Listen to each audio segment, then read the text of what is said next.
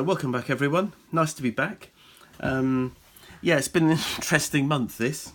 Sadly I've been in hospital for well over a week. I've not long been out after a gallbladder infection, so I just thought I'd mention that because progress on my own projects has been pretty minimal for about 3 weeks now as a result of all of that. So I'm just about getting back to the bench now.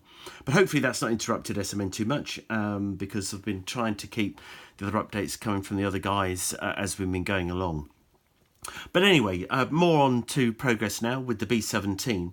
And as you can see, what I've done is finally got it into a stage where all the masking is done. So the olive drab areas are done and they're masked. The red identification markings are also masked.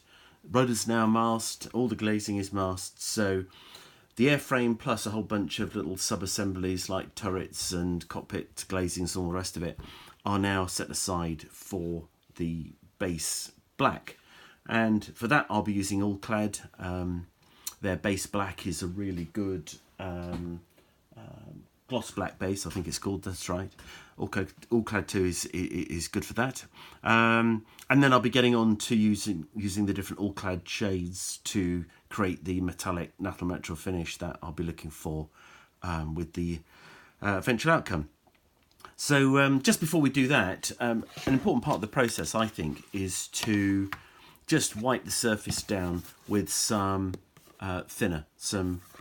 To me, a thinner is ideal for this, just isopropyl alcohol. I mean, that's pretty much all this stuff is.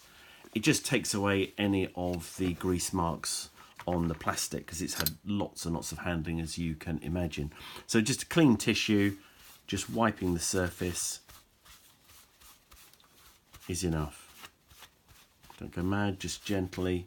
I don't want this to break up and then start depositing little bits of lint all over the, or tissue all over the airframe. But it's just enough to take away any finger marks, and oil really is what we're talking about here from our hands after handling.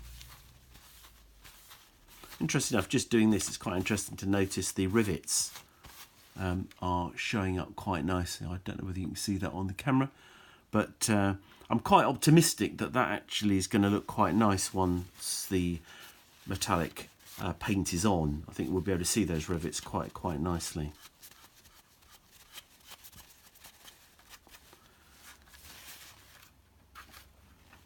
Bit on the underside too.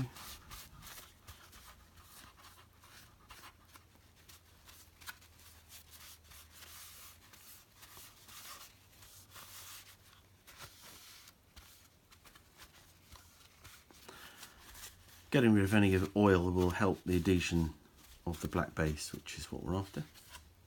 Okay, that's pretty much that. So what I'm going to do then is give the gloss black a good old shake, and let's get that laid down onto the surface, and then I'll just set that aside to dry completely overnight. So that's a good, pretty much a decent 24-hour period. Yeah, as I say, to allow that to dry, and then we can come back and start to add some good metallic paint. See you soon.